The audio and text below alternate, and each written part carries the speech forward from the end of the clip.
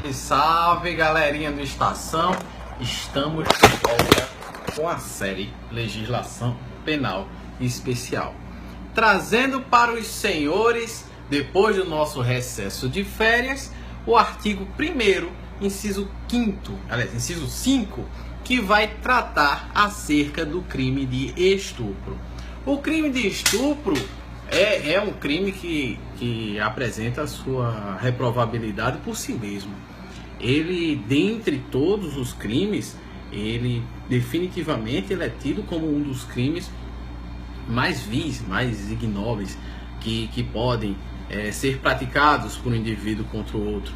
A ofensa à dignidade sexual, ela é uma ofensa extremamente reprovável no meio social. E por isso, o legislador não poderia deixar de fora do rol do artigo 1º tal conduta. E não só não deixou de fora, como também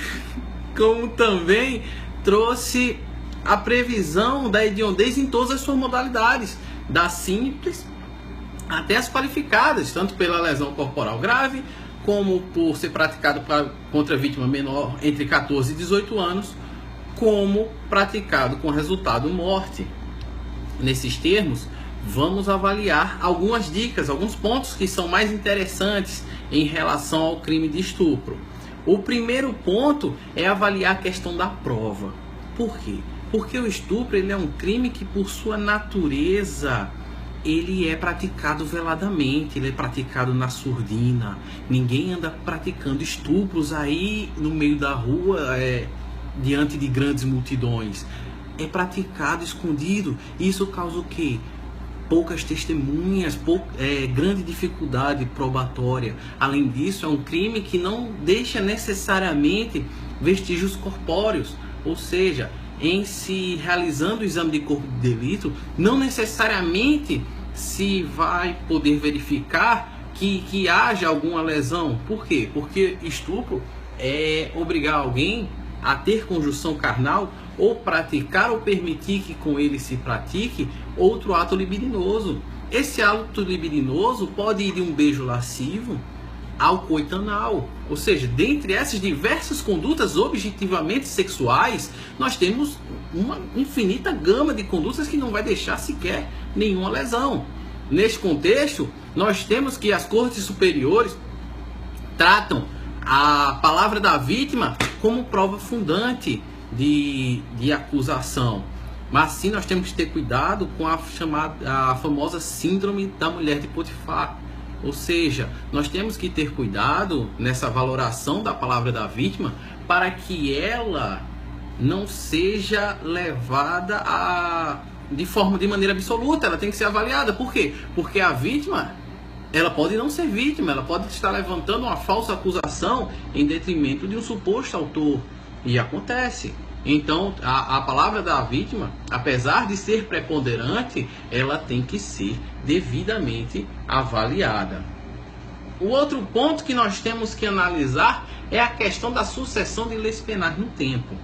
Ou seja, em 2009 nós tivemos uma reforma na parte dos crimes contra os costumes à época. O estupro tentado também é considerado um crime hediondo. E nós temos que lembrar, em relação ao estupro tentado, que o crime de estupro se consuma com a prática de qualquer ato libidinoso.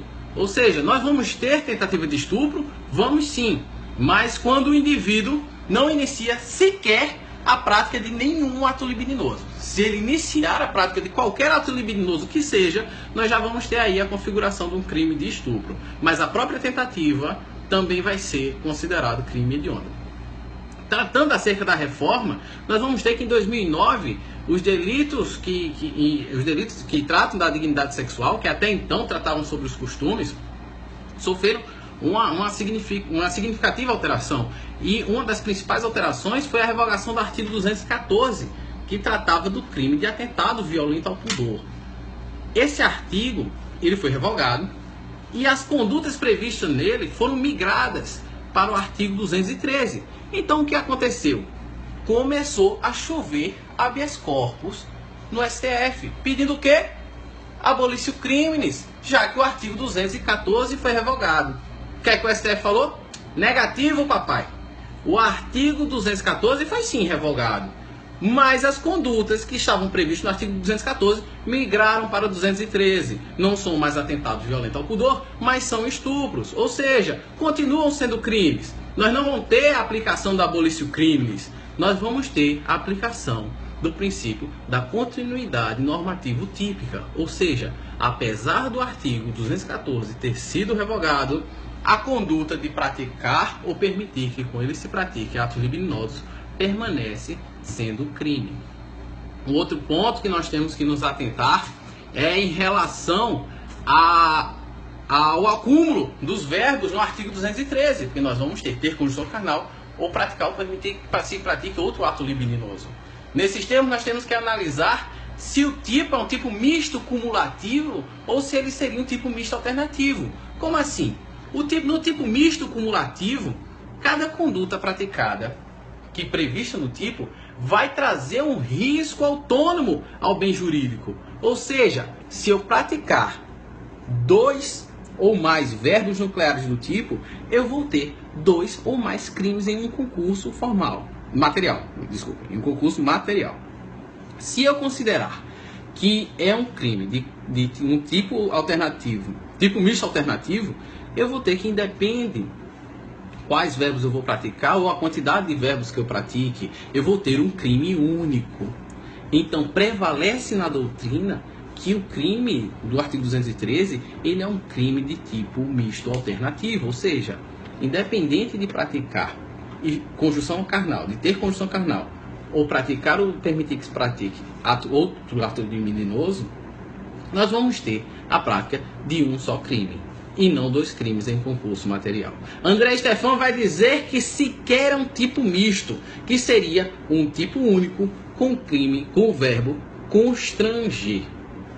Bem, pessoal, a dica de hoje era essa. Curtam, compartilhem se estiverem vendo no Periscope, encham de coraçãozinho. Se estiverem vendo no Estação Penal, curtam e compartilhem. Pessoal, até a próxima dica. Um abraço.